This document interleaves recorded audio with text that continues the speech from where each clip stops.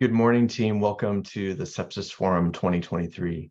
We'll wait 1 minute to give people some grace to join as I see our participants, and then we will get started. Thanks everyone for being here, and we're super excited to get going with a fun day of sepsis learning.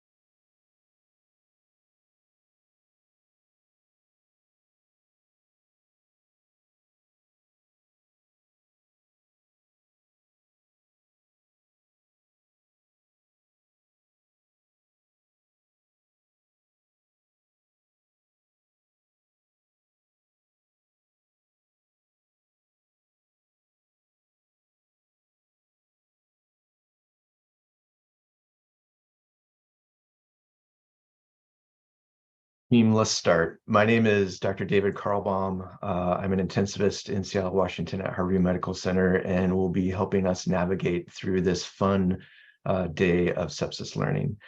The Pacific Northwest Sepsis Conference, after 10 years, has partnered with Sepsis Canada to launch this reimagined North American Sepsis Conference called the Sepsis Forum. And we really strongly believe that this is a forum for everyone to participate and to learn from each other, both bench scientists, clinical practitioners, patients, and visionaries around sepsis.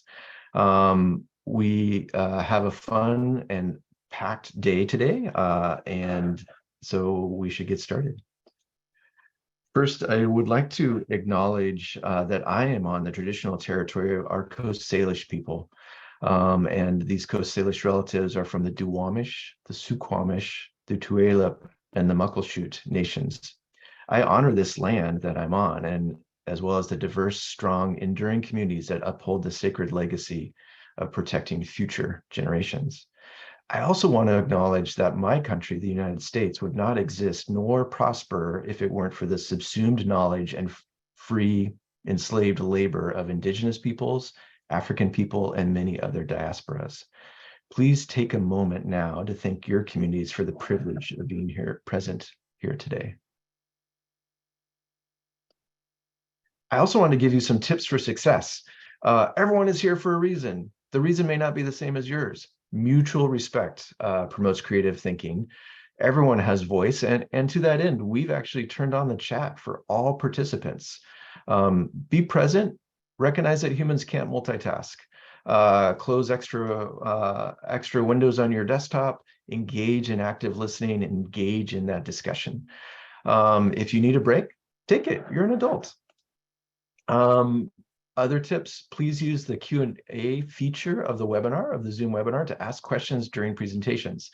We have a team of moderators and question sorters who will collect these and share them, usually sorting the most frequently asked question with speakers for the discussion. The chat will be open. Questions, if you put your question in the chat, it may get lost in a stream of discussion in that chat. So please put questions in the Q&A chat in the chat.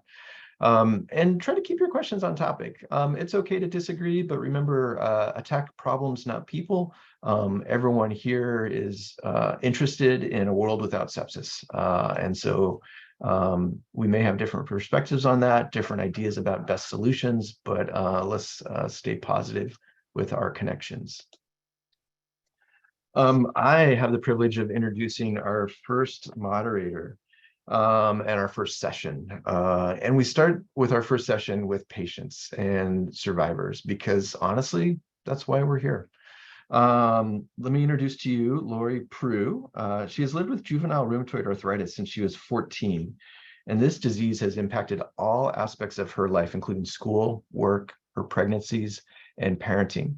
Her consult work now focuses primarily on patient and community engagement, knowledge translation, and health and social policy analysis. Since I've added her to my Twitter feed and my social media, I've been impressed with the links that I've learned and a different set of knowledge. And I believe strongly that the patient's experience and the survivor's experience and the family of patient's experience is a form of knowledge that is invaluable to all of us. So Laurie, thank you so much. Thank you very much, David, for the introduction and the kind words.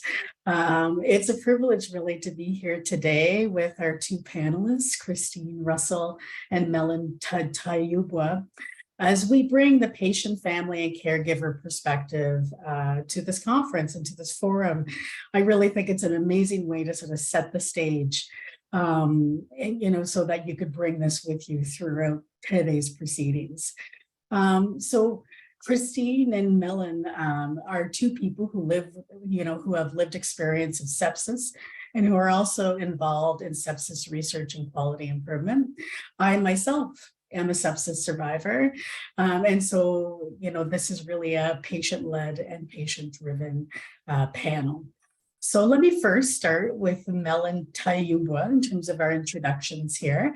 She is living in Kampala, Uganda, and is one of Uganda's health economics scholars. She is an MBA graduate and independent finance professional. She is a mother of three, so 2 girls and 1 boy, and has lived experience of sepsis as a caregiver. And next up is Kristine Russell, who lives in Medicine Hat, Alberta, and she is a postpartum sepsis survivor and the parent of a neonatal sepsis survivor. And she's really involved in several national organizations as a patient advisor, including Alberta Health Services, CanChild, the University of British Columbia's Action on Sepsis Research, Cluster, and Sepsis Canada. And that's actually where I've met Kristine, as I'm involved now with their patient advisory committee and the steering committee. And so really, this is going to be an interactive session. We don't have any slides to share. So this is all about the conversation. So to start this conversation off, I'd like to go to Mellon first. And I'd like you to, could you tell me a little bit about your experience with sepsis when thinking about your diagnosis, treatment, and discharge? Thank you very much, Laurie. Colleagues, researchers, practitioners, ladies and gentlemen. I am excited to share my experiences as a sepsis caregiver. So my lived experiences dates way back in May 2021, when my then 2-year-old daughter was sick. So initially she had mild flu and cough, went to the hospital. She was treated, went back home, and were told to monitor her closely from home. And we're told it's a mild infection. In the initial days, she was sort of doing better, but later in the week, towards the end of the week, she got worse. And I rushed her back to the hospital, and it was so shocking to learn that she had a life-threatening condition.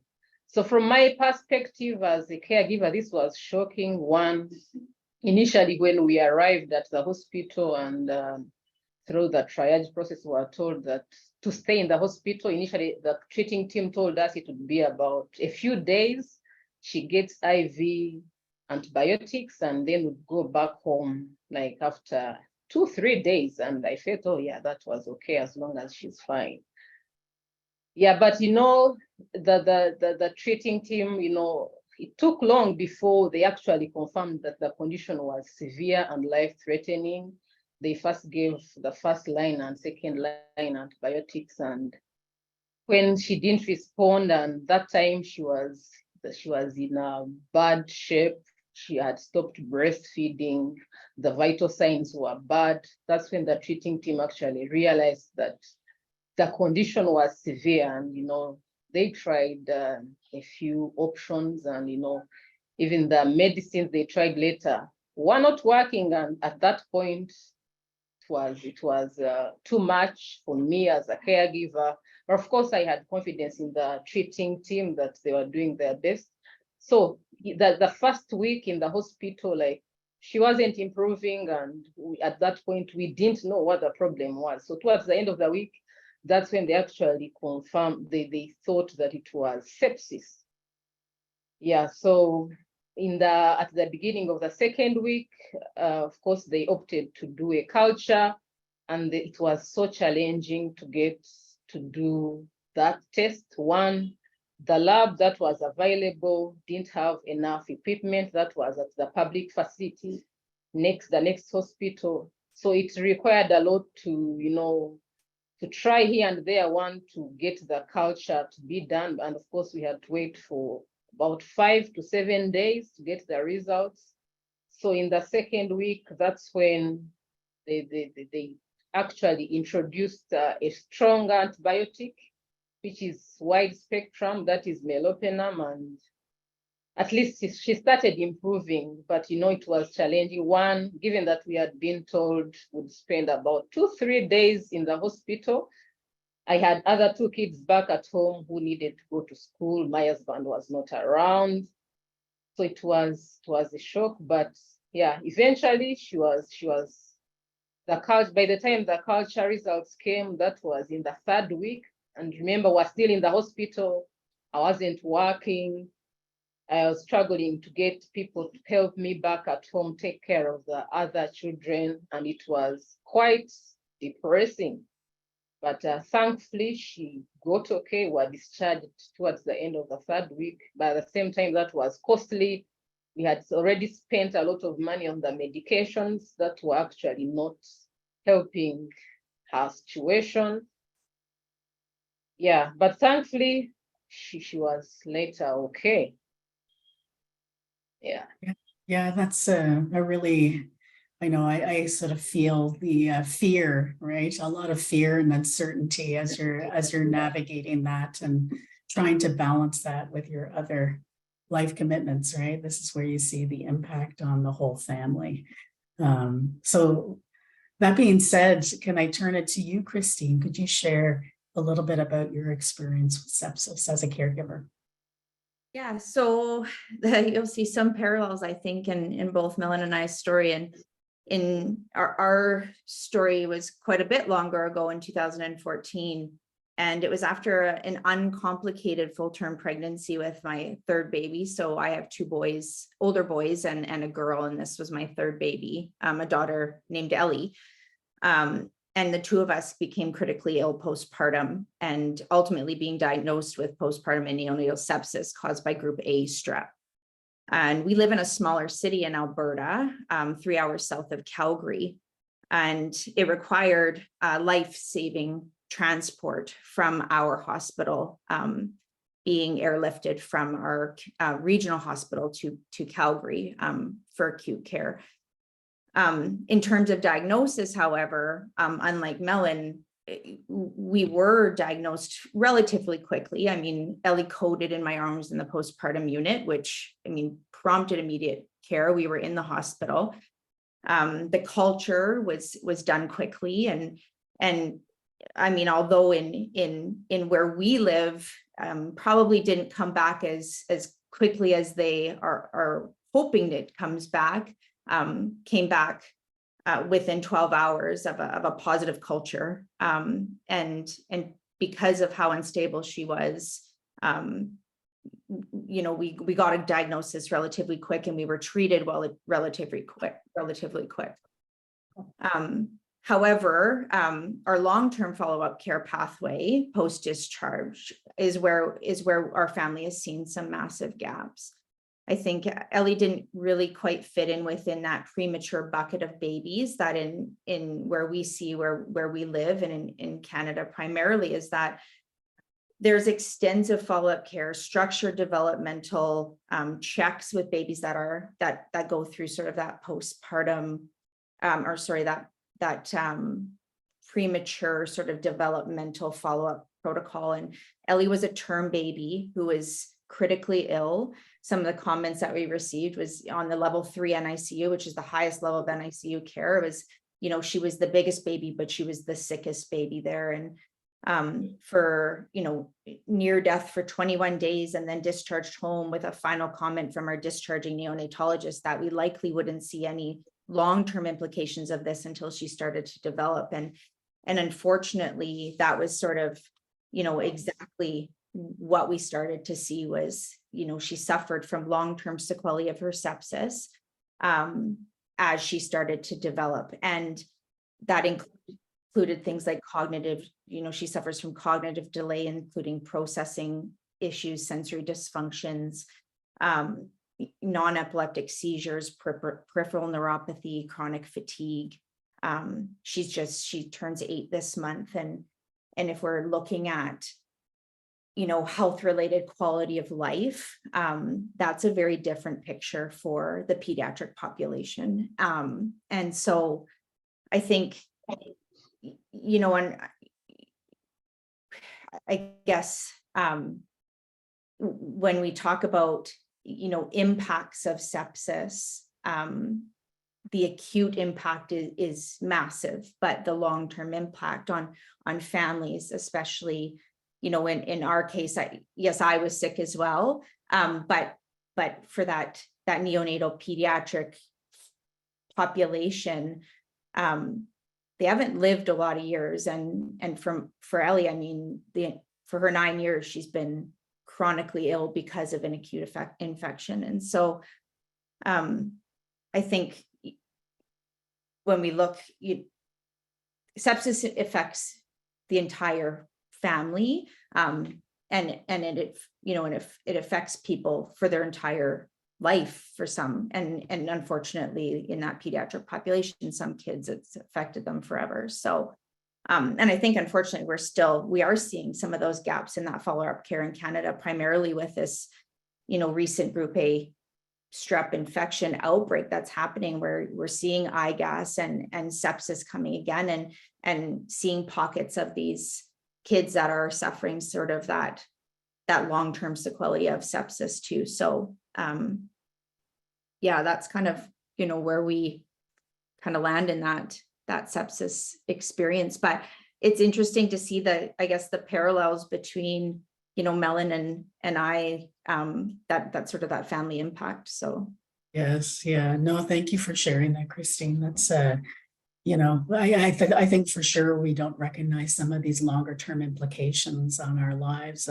Even myself, as my daughter was 2 when I was septic, and there was no care to help with her, right? Even I live in Ottawa and Ontario, and but I couldn't care for her. I was far too ill. So like you, Mellon, I was really relying on family and my support systems to take care of her and to make sure, and until I got back on my feet again, which took a number of months. It didn't just happen, as we've all said, right after discharge. So anyways, so thank you so much, you two, for sharing that. I'll go back to you, Mellon, in terms of, some of your experiences with sepsis as a caregiver. How has it driven your work when it comes to sepsis treatment and quality improvement? Could you maybe explain a little bit about what you're doing? Once again, thank you, Laurie. Yeah, I think I would look at that from 2 angles. One, especially from the things that I wish would have been different. Yeah, one is in the diagnosis. Of course, I wish we got to know earlier, because as Kristine mentioned, it has had long-term impact on her, on my daughter's health, and on the entire family. And again, I think it has shaped on how, especially on my one, I wish we could have a post-discharge kind of policy where patients are kept in care after discharge. The reason I say this, when we were discharged from the hospital, thankfully then she was enrolled in the Smart Discharges program, and the follow-up helped a lot, because later at the 28th day follow-up, when we went back to the hospital and they did a CBC again, they actually realized that her blood levels were still low a month after discharge, and she was put on multivitamins to help boost her her blood levels, and that took about 4 months until she got back to the normal level, and until now she hasn't grown properly, and she still struggles with school. She can't manage to do 5 days a week like other 4-year-old children. But most importantly, how it has shaped my work, and especially I think I have greatly appreciated the importance of relationship building at every stage of caregiving, whether it is between the nurse and the patient, the doctor and the patient, whether it is between the PI and the research team, the research assistants. Relationship building is very important, especially for interventions that seek to bridge the gap in the care of sepsis, especially by providing knowledge to patients. Because I've actually appreciated that even if you have the best, the smartest protocol, if you have a very good system, but if there's no relationship, like relationship building can go a long way, more than we could ever imagine. Because maybe one key example is like in the second week when my daughter's condition was really bad, like I remember several nurses would come in when they were trying to put a line for to pass medicines, and one would come in and they are trying like 5 or more times. They are failing on the arm, they are failing on the foot, and the baby's crying, and as a caregiver you're also almost crying. But sometimes here in Uganda, the doctor patient ratio is really big, so sometimes you find that the nurse is already very tired.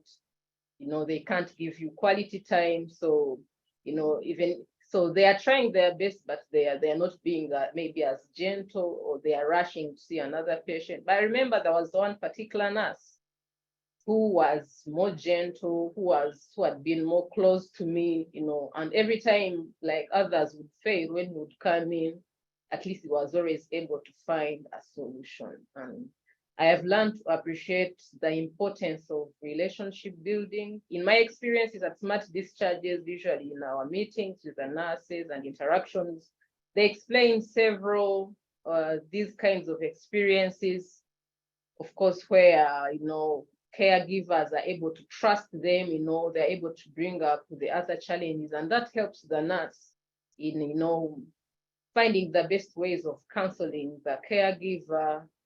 When they are free, they are able to open up, and of course they can take the information. So I think that has been key, very key for me. And it has shaped, even the way I interact with staff here. I appreciate that whichever program you're introducing, whichever innovation we are bringing, relationship building, the importance of relationship building cannot be overemphasized. Yeah, and of course, again, going back to the gap in diagnosis and laboratory testing, up to now, we don't know the kind of bacteria or organism that was responsible for that. Like, we didn't get a chance to know. So I think, those are some of the areas where we need, as researchers, as practitioners, where we need to focus, especially in low and middle income countries. Thank you. No, I think that's very important. I can even speak from my own experience. I was very worried after my sepsis experience. So I've taken very good care to build those relationships amongst my providers as well. Like they're truly golden and will serve you in a crisis, especially. So I think that's an amazing point, Mellon. Kristine, did you want to talk a little bit about how your lived experience have inspired some of your work? Sure. I might be honest and start by the beginning of doing this work. It was a very self-serving purpose for me, because I think initially I was looking for answers for Ellie, and I was looking for answers for our family as to why Ellie was experiencing what she was experiencing. There was not a lot of research around long-term sequelae of sepsis for neonates, and we didn't know why Ellie was experiencing the what she was experiencing. We had gone back and forth to specialists, and I guess furthermore to this, and I'll be vulnerable when I tell this story, is that I suffered from undiagnosed PTSD from what we went through, and I suffered for quite a few years, and I didn't know it existed until the first time we had to rush Ellie back to the hospital for a seizure when she was 2.5 years old. I hadn't stepped foot in a hospital until that time. But becoming actively engaged in this type of work, I found healing from what was probably was the most traumatic experience of my entire life. And now that I've been doing this for a number of years, my purpose has totally changed. I do this work now because I know that our voice, our experience, my input, and it matters, and that the research community, the quality improvement community, they value what patients that have lived experience have to say. And I know that now, by continuing to engage in this work alongside researchers, health system decision makers, and other patient partners, that we can collectively change patient outcomes. I always said that I never wanted another child or family to experience what Ellie experienced, but I know that people are going to continue to get sepsis. Kids are going to continue to get sepsis.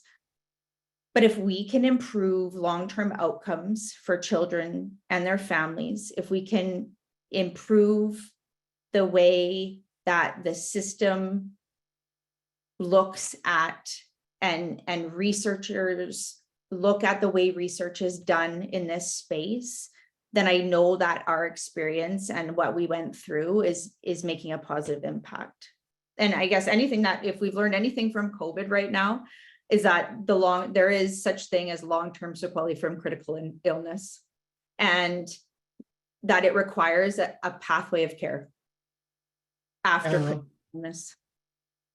Yeah, for sure. No, thank you for sharing, Kristine. I know it's many of us as patient partners take the brave step and have a lot of courage to come and really share a lot of vulnerability. And I thank you for doing that with us today. I think it's important to know where our inspiration comes from, and that it really comes from wanting to improve this situation for others so they don't experience that same powerlessness really at the end of the day, and trauma. So that being said, we only have a few minutes left, but if you can both briefly, and I'll start with Mellon again, have any final words of advice for researchers and healthcare professionals as they continue their work in sepsis research and quality improvement. So Mellon, if you could just briefly tell me your thoughts there. Yeah, thank you once again. Yeah, I think from a sepsis caregiver perspective, I'd like to encourage everyone out there that whichever work you are doing is changing a lot. Yeah, it's sometimes tiring, and especially I speak from the perspective of a low and middle income country. But I feel like every effort really means a lot, especially, and I think as for example, for me, for Uganda, it's my desire. I would really like to see improvements in the post-discharge care, especially in policies that will help to keep patients in care after discharge, because yeah, you can't imagine how many kids are dying out there from preventable illnesses. Yeah, simply because, after discharge, there's not enough at discharge time to explain to the patient, to the caregiver, the severity of the condition. Someone who has a life-threatening condition is discharged routinely like any other person who had malaria, who had a simple flu and cough. And here, I know there are several children dying out there from preventable illnesses and death. And yeah, that's one area where I think we need more research, more policy changes to make sure that there's a continuation of care after discharge, and especially patients, sepsis patients, and especially children are kept in care after discharge. I wish the government could wake up to see the importance of this, and I think it would save a lot of lives. Thank you once again, Laurie. No, thank you so much. I think that's a very, very important point, and thank you for relaying that. Kristine, I'll pass it to you for sort of the final words before I close off. I agree with what Mellon is saying 100%. And I think in addition to that, the burden of sepsis goes beyond mortality as well, that we need to really also focus on how we can work together to improve long-term outcomes for patients and their families. And that really does speak to looking at putting in proper policies and protocols in hospitals to recognize, diagnose, and treat, and then put in proper care pathways, discharge protocols for patients to ensure that there is a continuum and standardized care across the board for sepsis. Right. No, I think all very important points. It sounds like we need some work in low and middle income countries as well as in, North America and beyond. So thank you both so very, very much for sharing so much of yourselves, of vulnerable situations and unfortunate experiences that you've had. I can only hope that it'll inspire action today or some self-reflection on the part of participants as they go about learning throughout today and in the weeks and months ahead. Just a final note that I'd just like to remind people attending today's forum that sepsis survivors and their families are part of today's sessions. And we've been through many of these life-changing critical illness, which has had profound impacts on our lives and the lives of our families and network of support. So just keep that in mind, that they might be asking questions and they're listening to the sessions, and just to consider your words and the impact they might have on others. And to sepsis survivors, just if you feel like you need to take a break from the session or step away, turn off your video and do what you need to do to take care of yourself. I know myself, I've been through some very life-changing illnesses as well. And sometimes you just need to step back and take care of yourself and hopefully come back with a different perspective for the rest of the day. And so, like I said, thank you so much to you two. I will pass it back to, I believe, David. Yeah. Thank you. Mellon, Kristine, and Laurie, thank you so much. We're less than 30 minutes into the day, and I've already learned so much from all of you. So I appreciate that. And Laurie, thanks for reminding us to practice trauma-informed learning. And I think what you said about sepsis survivors applies to those who have the secondary trauma of caring for sepsis patients. So thank you. A couple things I do want to, I want to prove that I'm human and remind you that I made it. I forgot something earlier. I want to remind everyone that this forum is a collaboration, and it's a collaboration between the Pacific Northwest Sepsis Conference, Sepsis Canada, the Canadian Sepsis Foundation, UBC, Action on Sepsis, Health Quality BC, formerly known as BC Quality and Safety, as well as WSHA, Washington State Hospital Association. So thanks, everyone. A couple questions about slides. I know some people like to use slides as they're listening. Unfortunately, in the modern era, speakers don't always give us their slides, so we don't have them today. If speakers are willing to share their slides, we'll send you a link when we send a link to the video recording.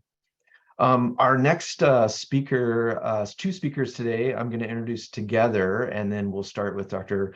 Fox-Robichaud. I first met Dr. Alison Fox-Robichaud at the side of a dying sepsis patient. It happened to be in simulation, thank goodness. But it was at the side of a dying sepsis patient when she was my coach on how to teach fellows simulation. She's a professor of medicine at McMaster University, critical care medicine specialist, head of service for critical care response, director of medical education at Hamilton Health Sciences, and also the scientific director of Sepsis Canada. She's a clear leader in the critical care community, first female president of the Canadian Critical Care Society, member of the Global Sepsis Alliance, and internationally in 2018, won the Global Sepsis Alliance as an individual award, which is very rare. I think 2 Canadians only and maybe 1 US citizen, I'm not sure, have won this award. And this was for her sepsis leadership. She'll be discussing what's new and innovative in sepsis research. Paired with her, I couldn't think of a better pairing, which is Dr. Elizabeth Bridges, who's a professor and acting chair of biobehavioral nursing and health informatics at the University of Washington School of Nursing in Seattle. She's the immediate past president of the American Association of Critical Care Nurses, where she made a lot of impact. She has over 40 years of experience. Wait, I'm not supposed to tell you how many years. She has a lot of years of experience in critical care as a retired colonel of the United States Air Force. Her professional research focuses on the care of patients during long-distance military aeromedical evacuation, as well as integrating bedside hemodynamics. She asked me questions about hemodynamics that really challenged me and pushed me to grow. She is on the bleeding edge when it comes to hemodynamics. Dr. Bridges is well known and famous for her presentations on the adoption of evidence into practice, and she'll build on Dr. Fox-Robichaud's talk with her presentation, bringing what's new into practice. Thank you both so much for being here today. I know you're both so busy. Thank you, David. I'm gonna hope the share screen goes well. There we go. And presenter mode. And somebody can, oops, swap displays. Let's just do this. That should be the right way. Kristine, Perfect, looks great. okay, let's just, okay, so thank you for the kind invitation and the great words. And it's great to be speaking about something that's dear and near to my heart, but also that it builds a more inclusive community. And I was listening to Kristine's story, which I've heard several times, but Mellon's as well, about the importance of all of this. I want to begin with my land acknowledgement, because I'm coming to you from the city of Hamilton and McMaster University, which stands on the lands protected by the Dish with One Spoon Wampum Agreement. This land was the traditional territory of the Haudenosaunee and the Anishinaabe nations. Wampum belts are beads bound to strings which narrate the Haudenosaunee history, tradition, and laws. The Dish with One Spoon Wampum was created to bind the nations of the Haudenosaunee Confederacy to the Great Law of Peace. The dish represents the shared land, while the one spoon reinforces the idea of sharing and peace. For many thousands of years, the first people sought to walk gently on this land, offering their assistance to the first European travelers and sharing their knowledge for survival, in which at times was a harsh climate. We honor them. To acknowledge a couple of conflicts of interest, I received funding from CIHR, McMaster University, and Hamilton Health Sciences to support my work as scientific chair of Sepsis Canada and the network across the country. And I am the current president. Somebody else wants to help take over of the Sepsis Foundation, which is a not-for-profit at this stage. So this is kind of a different talk for me. David asked us to talk about sepsis trials and what's hot in sepsis. So I'm going to really focus on some of the larger sepsis clinical trials. There's lots of little trials out there, but I want to really focus on the big ones that potentially have impact. Outline some of the upcoming clinical trials that may have moved this bar a little bit, and explore some novel therapeutic strategies and trial designs in sepsis, which I think are required to actually train this. And why is this important? Well, we have an innumerable long list of failed sepsis trials. I can remember as a trainee, high-dose steroids, and we've tried things against endotoxin, we've tried anti-inflammatories, we've tried inhibitors of the cytokine response. We thought for a while we had the very good lucky drug that actually worked on the coagulation disruption that occurs in sepsis, but unfortunately a second phase 3 trial kind of kibosh that one. And there have been ongoing trials of other things such as statins and thrombomodulin, soluble thrombomodulin. The long and the short of it is we're really left with the basics currently within the Surviving Sepsis Campaign guidelines. I'm not going to speak about fluids because we've got a talk coming from a colleague of mine, Melissa Parker, and Melissa's been doing a international trial of fluids in pediatric sepsis. So I'm going to let her talk about that. But timely antibiotics, vasopressors, steroids, and source control remain the foundation of the sepsis treatment. And I don't think that that's really trained. These figures talk about the fact that we use noradrenaline, but we have related molecules that are important for the catechol response, and antibiotics become our stage, as do the potential impact of corticosteroids to control some of this overwhelming response to infection. And then along came SARS-CoV-2. And people don't always make the leap that anybody who ended up in the ICU, and indeed some of our sickest ward patients at our center anyway, had sepsis due to COVID. This figure is from the BMJ Rapid Guideline series, but it shows what we have demonstrated in the midst of a pandemic had benefit for people with sepsis. And the references below to show all of the other things that have no benefit. And really, if we look at the most severely injured and critically ill, which would meet SOPA criteria, sepsis 3 definition, that includes corticosteroids, this really novel innovation of blocking interleukin-6. And for our audience, interleukin-6 is sorry, that was the husband coming through my office door. Interleukin-6 is, I like to call it the great activator of the inflammatory response. It ramps up some things, but it also is a signaling molecule that controls some of that inflammatory response. And berenizumab as a potential monoclonal antibody to control this reaction as well. So that's really all the treatments we've got, and they're specific for that virus alone. So let's go through some of these known treatment strategies. I want to highlight this paper that just came out in March because I really think it's an innovative strategy to think about maternal sepsis. And hearing Kristine's story just highlighted the reason I wanted to talk about this paper particularly. So this is a study using azithromycin. Now, azithra is used primarily for atypical infections, but in this large study, and you can see the number of patients enrolled, probably one of the largest, if not the largest sepsis trial that's ever been done, or a single therapy, is over close to 30,000 patients. The use of azithromycin, even though the incidence of infection was rare, still statistically improved and reduced the risk of dying within 6 weeks for maternal sepsis. Okay.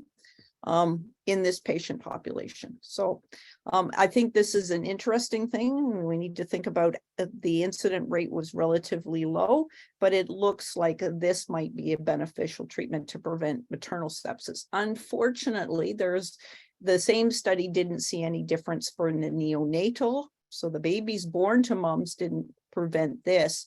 And there was also a related study that I just saw that also showed that azithromycin did not prevent or reduce sepsis mortality rates when given to moms, but perhaps there was a reduction in skin infections at high-risk infants. So interesting thought about prophylactic antibiotics, and it aligns with some work about giving antibiotics pre-hospital as well. So the next one is the off again, on again steroid story. And this paper came out in May in the New England Journal of Severe Community-Acquired Pneumonia. So these were patients who ended up in an ICU due to community-acquired pneumonia, the most common cause of community-acquired sepsis. And in this study, as you can see in this figure from the graphic abstract, the patients who had death from any cause at 28 days was improved in the patients who received hydrocortisone, and was also sustained at 90 days. But interestingly, I don't think people are entirely satisfied, even though this is probably the best study we have to date.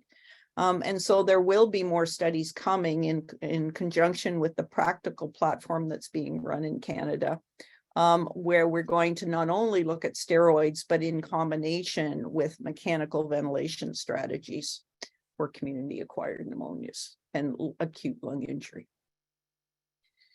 So if we just go beyond just community-acquired pneumonia and look at sepsis in general, there have been two, the one guideline and one systematic review, and this is the figure again from the BMJ rapid guideline, which suggests that there is some evidence that favors corticosteroids for the treatment of sepsis in general.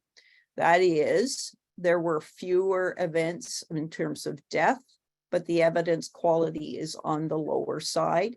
There is a slight increase in neuromuscular weakness in people who require steroids, no difference in stroke, no difference in myocardial infarction, but somewhat less ICU length of stay and hospital length of stay. And I'll be interested in the discussion to decide, are these the most important patient-related outcomes that we should be looking at? I'm going to go to another study that was published a couple of years ago, but this is by a dear friend and colleague and former trainee, Francois Lamontagne, who's at Sherbrooke. This is called the 65 trial. Francois had tried desperately to get it funded in Canada and ended up going in sabbatical. And it's called the 65 trial because he was specifically looking at patients older than 65. There were 65 centers in the UK that enrolled patients. And the pressure threshold that he looked at was between 60 and 65 versus usual care, which tends to, if the nurses are titrating blood pressure support medications, sometimes tends to run at the 70 to 75, and he was able to demonstrate separation of this. So basically, this was a population of almost equivalent men and women, mean age of 75 years in the 65 adult ICUs. The primary outcome was 90 days, and we really kind of look at that 90 days. Is it the best outcome? Maybe we should be looking longer, I'm not sure. Permissive hypotension, that is, keep the blood pressure on the lower side versus usual care. Now, statistically, when they analyzed all of this, there was no statistical difference, but editorials subsequent to this have really highlighted the absolute risk reduction was much heavier on the favored the permissive blood pressure. And I'm going to leave this to Elizabeth to talk about the translation of the 65 trial into practice. What should we be doing based on this absolute risk reduction? And knowing that they did a traditional statistic approach, whereas many days these days we're using more Bayesian statistics. The other trial that Francois has done recently is the Lovett trial, and really disproving what had become a fashion based on a small observational study around the role of vitamin C, steroids, and in this case, added thiamine. And what Francois was able to show, in fact, was that in this well-designed, multi-center, randomized control trial, that the use of vitamin C was actually harmful, and that we really shouldn't be giving large doses of intravenous vitamin C to our ICU patients. Yes, vitamin C levels are low teleologically. I'm not sure why that occurs in septic patients. There's some evidence that vitamin C may have an impact on that immune response. But in this case, it didn't work. I've seen a recent sort of study that still says we should be looking at that, and I don't think the story's done, but the systematic review says that it may actually be harmful based on Lovett trial.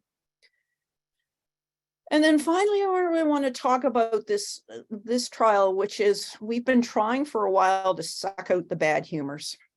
And this is the Euphrates trial. Now it's getting to almost 5 years since this work was done. But the belief was that if you put polymyxin B, a non-specific antibiotic, into basically what is a dialysis circuit, hemoperfusing, run the blood through that, you might be able to remove the bad humors and take and improve outcome. And this is the 28-day mortality summary page of the primary outcome, which shows p-values of normal or closer to 1 and no risk reduction. So the long and the short of it is, I still see trials coming out in terms of using polymyxin B hemoperfusion, specific gram-negative infections, intra-abdominal infections, but they're small studies and not like this reasonably sized study for benefit, which showed no benefit of putting your blood through a dialysis machine, even though you don't have kidney failure.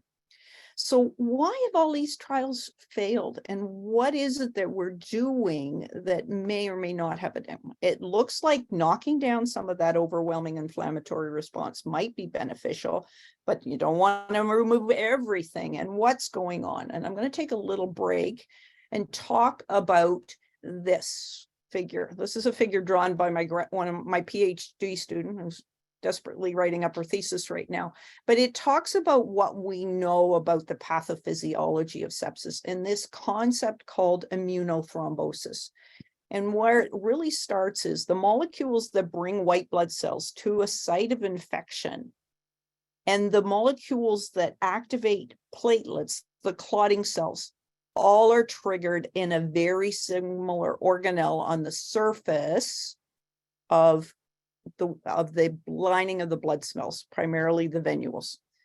And as a result, we get platelets sticking and we get, in a desperate attempt to control infections, the release of nucleic acid from the white blood cells, the neutrophils. White blood cells roll and stick along the surface. That's their job, to try and control that infection. But the long and the short of it is, as long as our body has this ramped up immune response, clotting occurs simultaneously. And at its worst, it looks like bad blood clots that block the blood flow to limbs.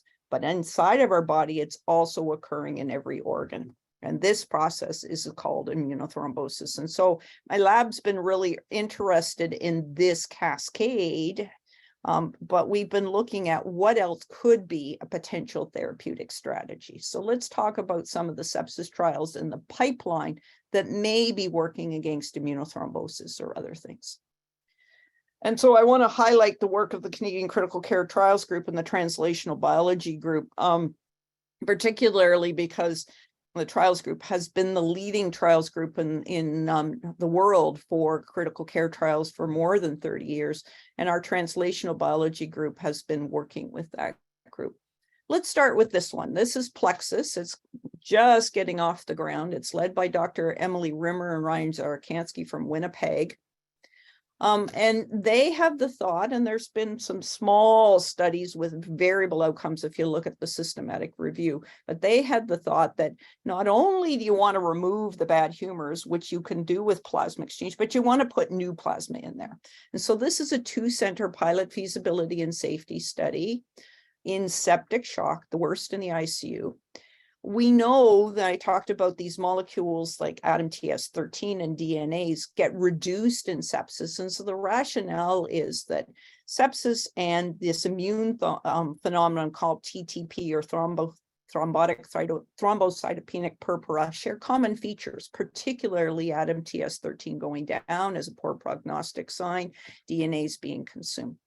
And so the rationale is that if we remove the harmful substances and give fresh plasma back, we might replete the ADAMTS13 that controls platelet adhesion, DNase that is responsible for breaking up those neutrophil traps, and protein C, our body's natural anticoagulant that gets depleted in sepsis.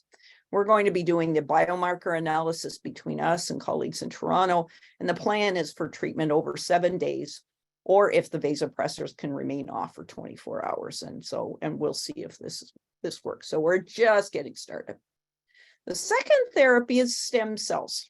And stem cells have been proposed for everything. Our body makes stem cells. It's the great cell that tells us to make all other cells. So a mesenchymal stem cell is a primitive cell that turns into other cells in our body. And this is one of 2 currently being run in Canada stem cell studies for septic shock. They have the potential to reset the dysregulated host response. We're going to be doing biomarker analysis associated with this, and we're using a high dose of cryopreserved stem cells based on a phase 1 trial. But I also happen to be sitting on a DSMB for a second trial called Amethyst that's being run in Ottawa, Toronto, and Oshawa right now. Their cell dosing is different. They're really at the phase 1 study. I want to talk about some of our own work. We've also been funded to think about how we might break up those nets using DNase 1. Work from my colleague Patricia Liao has shown that septic patients have reduced levels of DNase 1, and that's associated with increased mortality. It's a natural enzyme in our bloodstream produced to control that free DNA in the circulation. Free DNA is responsible for activating the clotting cascade. And so we're going to do this pilot dose escalation feasibility study between us at McMaster and colleagues at McGill, University of Montreal. And so our first aim is to really see if we can find the safe dose. And the second thing is to collect biosamples associated with that. And we're planning on using 2 doses. Now, the drug we're using is already used in clinical practice. Cystic fibrosis patients are given this drug on a routine basis to treat the nets that form in their lungs, but it's given in an inhaled form. Surgeons will sometimes give it to people with infections in their lungs or in their lung areas called empyema to try and break up the blood clot or the clots and the immunothrombosis and infection in between the lungs and the ribs. So it is given in those forms. But there's only one study that ever gave it to people with rheumatological disease to prevent kidney injury. And so we've gotten approval from Health Canada to take it and put it in a little intravenous bag and infuse it that way. And so hopefully we'll be up and running by September at the latest to get this phase 1 study to see if we can break up that immunothrombotic response in the circulation.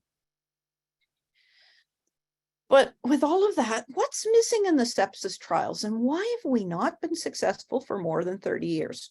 This figure here talks about the fact that before Patricia and I embarked on this study, we'd actually did a large observational trial across the country, looking at what immunothrombosis markers and other markers might predict poor outcome in ICU patients. And we were able to demonstrate this cluster of 6 markers. Lactate, the changing lactate we've known about for a while. Your brain function, so if you're still remain delirious or comatose for a prolonged period of time, that's a poor prognostic sign. Kidneys function not returning back to normal over time, poor prognostic sign.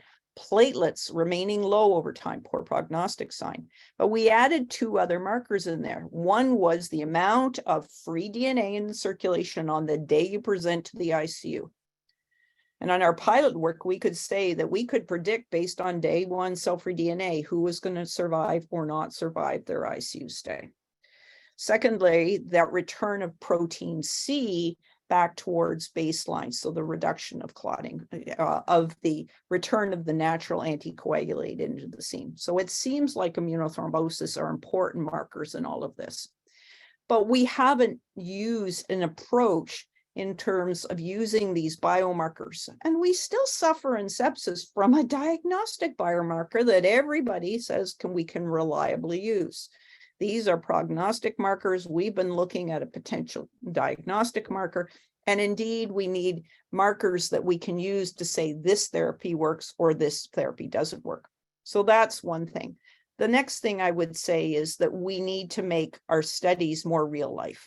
One of the things that worked so well during COVID was that we used a platform trial design. That is, we applied one treatment or multiple treatments. Patients had the option of what they were going to participate in, but because we were using complex Bayesian statistics, we could decide whether a treatment was beneficial, harmful or had no impact on patient care, and add and drop those therapies in a large cohort of patients. And we need to apply the same thing beyond COVID to septic patients as well. So platform trials are the new way. And I would say in the oncology field, they're far ahead of us for that. Okay. The next thing is that we really need to think about sepsis phenotypes. This figure here really highlights 2 papers that talk about at least 4 different phenotypes.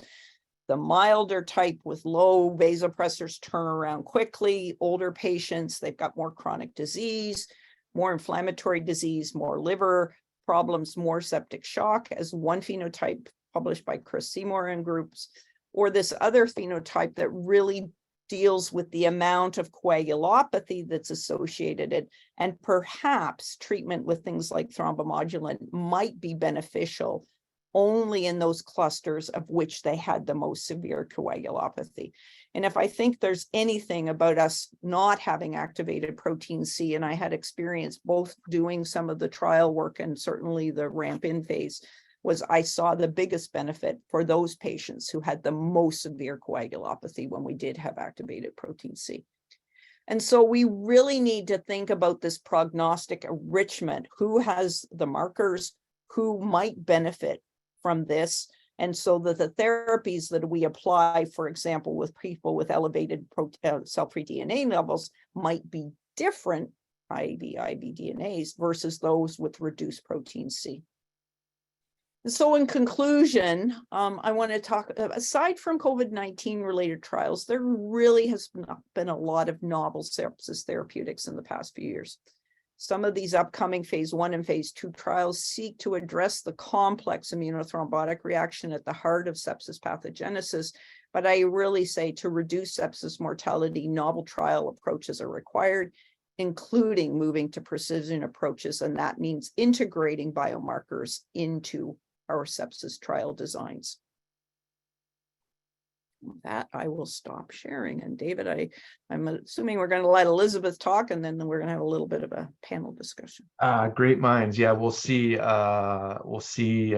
I have so many questions. We'll see if we have a little bit of time. But Dr. Bridges, if you want to share your screen, we're excited to hear how we take these bleeding edge therapies and translate to the bedside. Like, should I really titrate my vasopressors differently? And what the heck with DNase IV? So good morning. It's my pleasure to be here with you this morning. And really, this was the topic I was asked to talk about. How do you bring clinical trial research in? Dr. Fox-Robichaud and I talked briefly about what we're going to talk about, but we didn't nail all of them. But I would have to say we have an interest in similar topics and areas. So you will see some of the similar areas to do this. And I really want to take this from a slightly different or broader perspective. And I'm going to use a few research studies to exemplify some points to think about how do we bring evidence in clinical trials to the bedside. And then we can talk about the basics of the science. One of the most important things that we need to do in the development of, or in our bringing evidence to the point of care, is to make sure that we are all using a similar language. And the Surviving Sepsis campaign actually uses a slightly different grading scale or reporting on level of evidence than you may see in other papers or other consensus documents. And the Surviving Sepsis campaign uses strong recommendation and weak recommendations, or best practice. And what does that mean? So it's important to understand what that means. And this is different than that traditional evidence pyramid where there is the meta-analysis and the synthesis is at the top of the document, and observational trials are considered low quality evidence. And I've always argued it's the appropriate level of research for the appropriate question that you're asking. Not everything that we do in practice is amenable to randomized controlled trials.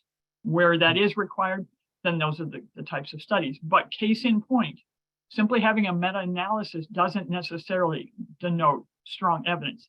In the past 2 years, there have been 9 meta-analyses conducted about vitamin C. Now, that may sound a little bit redundant to you, and it probably is, except that when you start looking at them, not one of those studies is the same. Every one of them had different sets of criteria, and 4 said that there was obviously no benefit from vitamin C. 5 said that there's a potential benefit, but those tended to be studies that had increased risk of bias, observational studies that have been reported as well. And as you've seen now from the Lovett trial, not only do we not have recommendations that we should be using it, there's now evidence to suggest that not only doesn't it help, it may be potentially harmful. So when you take a step back, the use of a strong recommendation, the Surviving Sepsis campaign says, do not recommend the use of vitamin C, weak evidence. So simply having a bunch of meta-analyses does not necessarily translate to a higher level of evidence or assurance. Dr. Now, the Bridges, second thing, I'm sorry to interrupt. Are you able to point your camera down or scoot a little closer? We're seeing the top half. Perfect. Now we see you in full. can you see me now? I Yes. can't see myself. I can't see myself on there. Thank All you right, so there we much. go. So the second thing that you want to be able to do is that to be a smart consumer of evidence. Most of us, if you pick up a journal, you know, an article, you look at the abstract, you peruse that, you kind of maybe run through the introduction and you go right to the conclusions. And the critical thing is that you must develop in your practice the ability to look at the stuff in the middle, because this is where you're going to find out what they did and what they didn't do. And one of the biggest things is to gain some comfort, if you're not used to working in research, but gaining some comfort with the types of statistics. In many cases of research, we often tend to see forest plots. So to report out a relative risk, what's the risk in the control group versus the risk in the experimental group, or an odds ratio. And they're presented as forest plots. So here is your forest plot. And for the highly scientific reason is that these plots look like trees. So how do you read a forest plot? Well, the tree trunk is the one line, meaning that there's no greater risk or benefit in the experimental group versus in the control group. In general, if data are plotted to the left side, that means that the experimental group had better outcomes. Oftentimes in sepsis, it's morbidity and mortality data. In contrast to the right side would mean the control group did better, or conversely, that there were worse outcomes in the experimental group. So you may be looking at it and going, why the heck do we have this bonsai tree on there? And let me just show you. You can see in this bonsai tree, the results of this evaluation are all over the place. And this is a summary slide from a recent trial by Yang that asked the question, is there a difference in outcomes based on the timing of when you introduced components of the sepsis bundle overall, antibiotics, and fluids? And as you've just seen from Dr. Fox-Robichaud, they asked the next question, does it matter depending on your phenotype, alpha through delta? So there you have it. So now you can see there's your forest plot. And what you can see again is there's your center line, that's your tree trunk. And then you have the horizontal bars, and the horizontal bars are the 95% confidence intervals. And what those simply tell you is, if we repeated this study over and over and over again, what is our 95% confidence about where the true results would lie? And anytime that crosses the one line, you can see that in fact, that's not statistically significant. So an alpha phenotype are the individuals with a relatively low inflammatory, their cytokine markers are low, they have low system or SOFA scores, their organ failure. These are patients that more often than not, you might see them in the emergency department, you buff them up a little bit, maybe they get some antibiotics, but they go home. In contrast to delta, and delta are patients who have very high abnormalities in their cytokine profiles, their coagulation profiles are off, they have high organ failure. 80% of those patients end up in the OR or in the ICU. So when you take a look at that, hours to completion, what that suggests is that the longer it takes you to complete the 3-hour bundle, the worse the increased likelihood of in-hospital mortality. Now for antibiotics, not as compelling, but you can again see the benefits, particularly in that delta group. And then the last one is, if you take a look at that and you're like, I knew there was something about those IV fluids, it doesn't appear to be making any difference at all. And this is where you have to be a smart consumer of evidence. You have to ask, who did they study and who did they exclude? This study only applies to patients who were admitted to the emergency department and treated within the first 6 hours. this study only applies to patients who actually received 30 mils per kilo of fluid volume. So it excluded anybody who didn't get 30 mils per kilo of initial fluid resuscitation. And I stop and think about, who are those patients? Those are patients with heart failure. Those are patients with acute kidney injury or chronic renal failure. You say, well, we really don't want to give it to them. We're worried about it. And in fact, what we know from observational literature is those patients actually do better with 30 mils per kilo in 3 hours. So you have to read who they included and who they didn't include in the study. But now you know how to read that. So let me just give you one more so you can get your confidence built in terms of how you read research. Here's our forest plot now, paper by Damiani in 2015. It's the last one that's really been a real systematic review and meta-analysis related to program improvement and compliance with sepsis bundles. And you can take a look here now. Anything that's plotted on the left would be a decrease in compliance. Anything plotted on the right is an improvement in compliance. And you can look at your forest plot and you can see that overall, do PI programs improve bundle compliances? The answer is yes, they certainly do. And what you want to read is right down there at the very bottom, you look at that diamond shape, and that is the composite measure. So rather than reading one study and one study and one study, overall, when you put these studies all together in a meta-analysis, what you find is that there's about a 4.5 times more likely that you're going to improve bundle compliance. And the literature also suggests that there's a signal towards bundle compliance, relationship between bundle compliance and decreasing mortality. How would I use this paper? Well, this is sort of the argument for having a PI program. But what I would do is I would go in and I would then say, I really want to look at the papers that talk about sepsis screening tools. Let me just look at those as a starting point and then do the additional review of the literature for the last 8 years looking at those. So use this paper to start a conversation and then drill down and say, here's maybe an area we want to consider in our practice.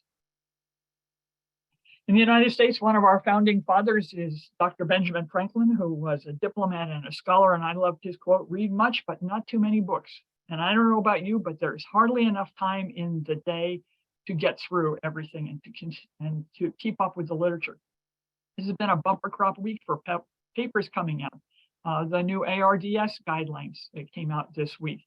The results of the 1-year analysis of trial on restrictive versus conservative fluids in patients with sepsis just came out. A beautiful paper by Zampieri summarizing what we know about fluid resuscitation. And that's a problem because how do you keep up with it? Well, I've come up with this strategy. When I pick up a research paper, I'm looking for 5 things. And right now, all I'm trying to figure out is this a paper I really, really want to spend a little bit more time with reading through that? What's the purpose? So is it relevant or do I stick it on my to be read pile? Who did they study? Who didn't they study? And does it apply to my patient population? What did they do? Not only from understanding that specific study, but also could I translate that into something that we could do in our own practice? How did they study their outcomes? Because what we love to do is we love to create surveys on our own instruments. Look to the research. How have individuals evaluated studies already using validated tools? And then finally, what did they find? And the trick is, if you know where in a paper to find this information, it's always exactly in the same place. So you want to know who they studied? First paragraph of the methods always has inclusion and exclusion. First paragraph of the results always says, here's who we studied, and usually has a graph. Want to know what the results are? First paragraph of the results section is always going to have that in the very first sentence of the conclusion. So you can quickly move through a paper. So I take this now, and what I have coined this as, and for those of you who've worked with me for a while, I call this speed dating for research. And your goal is to pick up a paper, quickly peruse it, quickly peruse a number of papers to say, is there sufficient enough evidence for us to think about moving forward with a practice change? Which of these papers do we really want to sit down and really dive into? So I give you speed dating for research. And a recent study, and let me show you an example of that. I think most of us have heard about the literature about skin tone bias or racial bias embedded into pulse oximetry. And again, you ask yourself, what is the purpose? Who did they study? Who didn't they study? Always ask that about the study. So are they using skin tone? And I want to preface this by saying you will hear the terms racial bias versus skin tone Race is not a risk factor. Race is a social construct. So in this case, these are individuals who were self-identified by race in their electronic health record. Did they characterize themselves as white? Did they characterize themselves as Black? Really a poor surrogate for an individual's skin tone. So you really want to be a smart consumer of not only evidence of this basic science, but also within the larger social construct of how we're looking at research. But here's a paper that came out in 2020. It was the one that sort of really shook the world, and it was done at the University of Michigan. And the University of Michigan is in Ann Arbor, which tends to have a predominantly white community. And they were getting a lot of patients coming up from Detroit who happened to be African-American or Black. And what they were noticing was discrepancies in an increase in occult hypoxemia, meaning if I did a blood gas, the patient's SaO2 was 88%, but their SpO2, their pulse oximeter, was 92 to 96, which then I'd say, yeah, they're doing pretty good. You know, they may be a little tachypnic, but they're really doing okay. And in fact, what they found in those patients, almost 12,000 patients, is of almost a threefold difference in occult hypoxemia in individuals whose race or ethnicity was identified as white versus Black. And they went and then they did a larger study looking at a retrospective database. And again, what you can see is a threefold difference in occult hypoxemia. So what does that look like in your clinical practice? You're looking at a patient and you look and you say, well, their pulse oximeter says 92%. What this study found was that in individuals who had self-identified their race and ethnicity as white, if you did a blood gas on them, on average, it was about 92. So what you were seeing on the pulse oximeter reflected their SaO2. Among those individuals who identified their race and ethnicity as Black, their SaO2 was about 88%. Those were individuals who would potentially have benefited from a therapy that was not identified in their treatment. So this is where, and my handout is available for you. I put in my handout in the end of reference pages. I have included what I think is a pretty up-to-date summary of the literature on this topic. So you don't have to go and do a lit review, at least you can start there. So I give that to you. But here's what you have to ask in any research. What's the so what of it? What's the so what of it? And I don't mean that in a pejorative way. So what? No, tell me the so what of it. Well, here is how that bias translates. This was a paper that just came out the end of last year. They looked at individuals who identified their race and ethnicity as non-Hispanic white or non-Hispanic Black. And what you can see is, again, that similar bias in pulse oximetry. And what that translates into is a lower probability of admissions and appropriate treatment. Now, here's what I want you to do. I want you to see right now in your eye a patient who's looking at you. Just run around your unit, whether you're in the ED, the acute care, or in the ICU. I want you to see a patient. Now, take a look at these results. And these, again, are on average. If that individual was an individual who was identified as non-Hispanic Black, 37-minute delay on average to the receipt of dexamethasone, which we certainly know in COVID had improved mortality benefits. 278 minutes before initiation of supplemental oxygen. That is 4.5 hours delay in the receipt of oxygen on average, not for everyone, but on average. Think about your patients. Think about your family members.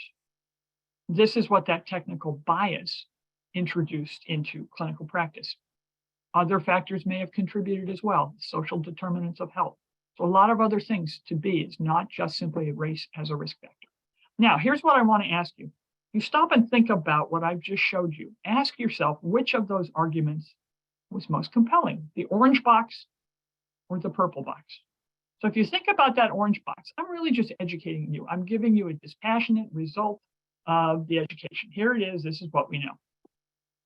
The purple box, I'm also just educating you. I'm giving you evidence, but I am in fact engaging you by telling a narrative, creating a story. And in fact, these are principles of translational research. If you want to get individuals to participate in changes in practice, it's not enough to simply educate them. You initially need to engage them as well. And there's a body of science behind that. So what can you do right now? Because I just want to make mention, so people were like, well, what do we do? What do we do? All right. And the first thing is you need to stop and you need to take a look around, because there are not technical solutions to this problem yet. We need the device manufacturers to create those. We need to buy and to be asked to be smart consumers when we're buying technology. But ask yourself, what other technologies? Where else is there potential for a race-induced bias or a bias baked into how we provide care? And great paper by Bias that I cited there. This is a paper you want to take back and have as part of the journal club to ask where race correction occurs in clinical algorithms. We know it is in cardiovascular disease. Just change the criteria in acute kidney injury. It was intentionally put into pulmonary function tests as well. Take a look around and then put on an equity lens and ask your questions as you look at all of your practice. Who is benefited and who is burdened by a decision, by a treatment, by an action? We did this in our intensive care unit with one of our doctor of nursing practice students, looking at all of our protocols. And Dr. Karlbaum, if they're in our protocols, they're in your protocols. All right. We found 17 ICU protocols and order sets where SpO2 was a binary decision point. The work we need to do now is to take a step back and say, all right, in the absence of a technical solution, how do we move forward? So I would tell you, go home to your units and take a look around. Now, you heard about the 65 trial. What you want to do with individuals to get them engaged and to bring evidence to practice is to stimulate curiosity. Get people to say, I didn't know that. So you heard about a map of 65. This is a nice graphic from Dr. Pinsky that was in the annual update in intensive care and emergency medicine. And what I want you to see there is there are a myriad of ways in which you can get to a particular blood pressure. And it depends on whether you have heart failure or you have sepsis or you have hypovolemia, or if you've got a patient with sepsis who already has hypovolemia because they've had diarrhea, and oh, by the way, they have heart failure. So how do you get to that? And how do you then deal with that in the absence of advanced technology? Not everybody has it, or maybe you're responding to a rapid response. And so to answer that and to get you to think, go back to basic physiology. So this is an arterial line tracing. And what we know from the literature is that that area underneath the curve of an arterial line tracing is related to your stroke volume. This is the basic principle, pulse contour monitoring. Any of you who use a device like a flow track. And what we know is that then in the presence of a lower systolic blood pressure and a narrowing pulse pressure, that suggests a lower stroke volume. So you go out to a rapid response on the floor, your patient is hypotensive, look at their pulse pressure. In the back of your mind, you might want to say, might be a stroke volume problem. Now, the other piece that you want to look at is, well, I'd like to know what their vascular tone is, because as in the 65 trial, do we use a vasopressor? Maybe I don't have an A-line and maybe I don't have other technology, understanding what's going on with the patient. And in a patient who's tachycardic, your normal physiologic response is your diastolic blood pressure either stays the same or it goes up, partially from vasoconstriction, but also your diastolic runoff period is shortened. So an abnormal response is a low diastolic blood pressure. That's not what your body should do. So in a patient who is tachycardic, who has a low diastolic blood pressure, less than about 40 to 50, that suggests systemic vasodilation. There's a ratio called the diastolic shock index with a threshold of about 2.2 to 2.5. Patient with a heart rate of 110, diastolic blood pressure below 45 would suggest vasodilation. So everything you need is in a basic set of vital signs. You didn't need any advanced technology, at least initially. The other thing that you can quickly look at when you go out to a rapid response is capillary refill, and there's a lot more evidence about the use of cap refills now. Great paper that just came out this month by Catan on peripheral perfusion, highly recommended. Talks a lot about cap refill, but it talks about other peripheral perfusion. And what I really like about this paper, and again, another journal club paper, is it talks not only about how you use a particular perfusion indicator, it talks about the pathophysiology, so that as clinicians, you are understanding what you're looking at. It's not just doing, it looks like the cap refill's a little bit long. In your brain, then you have to start asking, why is that? Because what we know in patients with sepsis is that in patients with resuscitation, those individuals who fail to improve their capillary refill, those individuals have a higher morbidity and mortality on both the fingertip and on the knee. So establishing a normal cap refill less than 3 seconds, greater than 4 seconds is probably abnormal. There's a bit of a gray zone there, a little bit longer on the knee as well. And what you're looking for is not only an absolute, we know that there's a higher mortality rate associated with individuals who present with a prolonged cap refill, indicating an altered peripheral perfusion, but also an individual who fails to improve their cap refill over time. Those individuals also have improved mortality. So the sequential measurement of these, and the important point paper just came out by Putowski said, simply by achieving a macro hemodynamic target, like a MAP of 65 or an improvement in cardiac output, does not necessarily mean that you have resuscitated the microcirculation. So macro hemodynamic versus micro hemodynamic resuscitation. And in fact, a couple of papers that have come out in the last several years, again, demonstrating that individuals who fail to normalize their capillary refill, higher morbidity and mortality. Gives you an indication. This is a patient we need to move to the ICUs, is somebody we need to take a harder look at. Right? Recent paper that also just came out that I think is interesting in the Andromeda trial, they came out and they said, they asked every 30 minutes, what's the cap refill? Is it getting better? And this is from a group in Ufela's group out of Europe. And what they looked at was how quick does your cap refill change? And this was during the fluid infusion, but you can see by 15 minutes after a fluid infusion, you're going to know who's a responder, who's a non-responder to improving their perfusion. Gives you some insight into a phenotype. Now, challenge with this paper and with many of the papers that come out of this group, what they always say is if I can't see it on your body, I'm just going to exclude you from the study.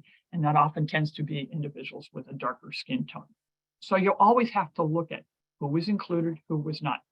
Why is this important? Because this time next year, we should have the results of the Andromeda 2 trial, which is in patients with severe sepsis. How do we integrate those? And you can see in this graphic from them, they look at cap refill. They're looking at pulse pressure as a measure of stroke volume.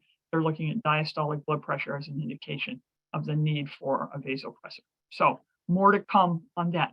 Make people stop and go, oh, I didn't know that. All right, now the last thing I want to talk about is just how do you get evidence into practice and why is it so darn hard? So when we talk about evidence-based practice, today you're going to hear a lot of evidence, and we take this from what we call a rational actor approach. I'm going to give you evidence and I'm going to assume that you're going to change your practice. You're a logical individual. You know how to read the evidence. You look at it and you go, yeah, okay, I can do that. And here's what it looks like in real life, right? It's like James Bond, pretty dispassionate. You'd say, oh, okay, you're asking me to work on our sepsis work. Yeah, I can do that. I've seen the evidence and, suggested it probably makes a difference. Yeah, I can do that. And then, oh, by the way, I ask you to make sure you get your appropriate antibiotics and the labs on time and your fluids and your documentation and your bundle complaints. And oh, by the way, could you please work on your hand hygiene and getting the Foley's out and whatever we need to decide about what the heck we're doing with chlorhexidine today. And all of a sudden you go from this very dispassionate, rational actor. Here's Johnny. And these are, and the problem is we're asking you to do this in the context of everything else you have to do. This is only one group, patients. So how do you overcome that? Well, Dr. Peter Pronovost, I like his work. He wrote a book called Safe Patients, Smart Hospitals. And what he talked about was a checklist that he had built around a CLABSI bundle. But one of the things when he was out on sort of his speaker story, and I heard him multiple times, he kind of had a canned speech, but he always said, effective leaders understand the difference between technical and adaptive work. It is critical to getting evidence into practice. Now, I think I'm a pretty well-read individual, and I hoped I was an effective leader, but I had not a clue what the difference was between technical and adaptive work. So I had to look it up. So if you're feeling badly about yourself today because you don't know what those words are, let me just bring you in. Technical work are answers or problems where there is knowledge and skill-based. These are typically the things that you could say, push the easy button. Everybody agrees. There's very little we argue about. Now, I keep trying to think in my own clinical practice where that is. And year after year, things that I think are going to be really easy technical solutions always surprise me because you're like, oh, I didn't see that one coming. But in general, a technical solution is, and it can be by edict. Somebody says you've got to do this. All right, you've got to do it. And everybody goes, okay, you know, they may grumble a little bit, but there's a good reason for doing it. In contrast, an adaptive challenge is what we're dealing with more often than not. And it's when it challenges our deeply held beliefs, our challenge, when values that made us successful become less relevant. These are things and challenges that require you to change not only your practice habits, but your beliefs, and they can take a long time to implement. And that's what we're asking people to do in their management of patients with sepsis. So how do you overcome that? Let me give you a couple of examples of differences between technical and adaptive work. We do this with our patients all the time. Somebody who has new onset diabetes. You say, I can teach you all day long about your glucose management. What I really need you to do is stop going to Tim Hortons every morning and picking up a maple bar. That's hard to do. Every one of us has struggled with that. Every one of us who said, I need to lose a little weight, right? Easy to put that weight on, really hard to get that weight off. I want one of those late night diet pills that's going to take it off for me. But in fact, we know it's exercise and it's diet that's going to help you in most cases. So why would we expect in our things in our personal lives, why would we not expect that in our clinical practice? How do you overcome that? This is where translational science models come in. And again, this is a paper from Dr. Peter Pronovost. Most translational science models are about the same. You summarize the evidence, you identify local barriers, you engage with individuals, and you measure performance. What I like particularly about this one is what he calls the 4 E's. I've already showed you the importance of engagement and education in getting individuals involved. And then there's execution and evaluation. And these are some examples of those. Engagement and execution. There are bodies of science on how you do that. These are adaptive challenges. You have to treat them as adaptive challenges. You cannot simply bring in a checklist and throw it in everybody and say, here, you got to do it. I think we've all tried that. Doesn't work. Education and evaluation are technical. You build the systems in. How am I going to formally educate you? And how am I going to formally evaluate? And also there is a different strategy you're going to use depending on who you're talking to.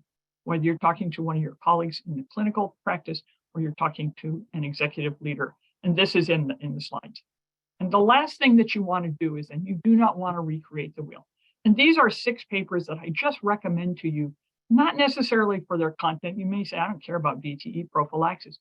These are papers that talk about how they used a translational model to not only bring evidence into practice, but as you can see in the sustaining reductions in collapse, 10-year analysis, how do you keep it going?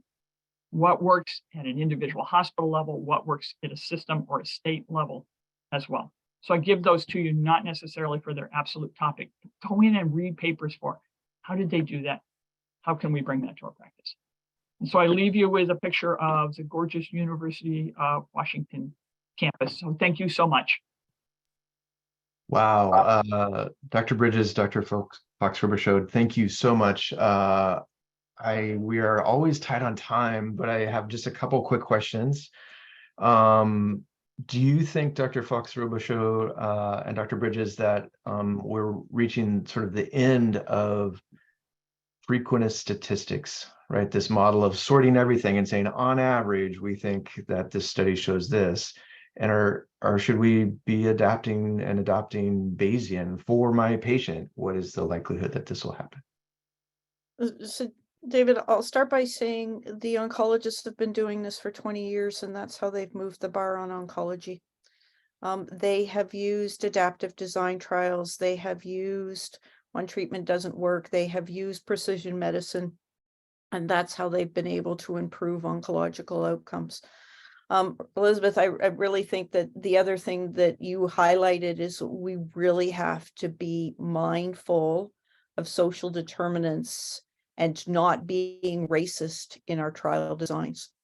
And that's probably the other big thing that's going to happen in all of this, is that we really need to start our audience. You know, people will discuss the sepsis 3 definitions left, right, and center because it was based in primarily North American large databases, right?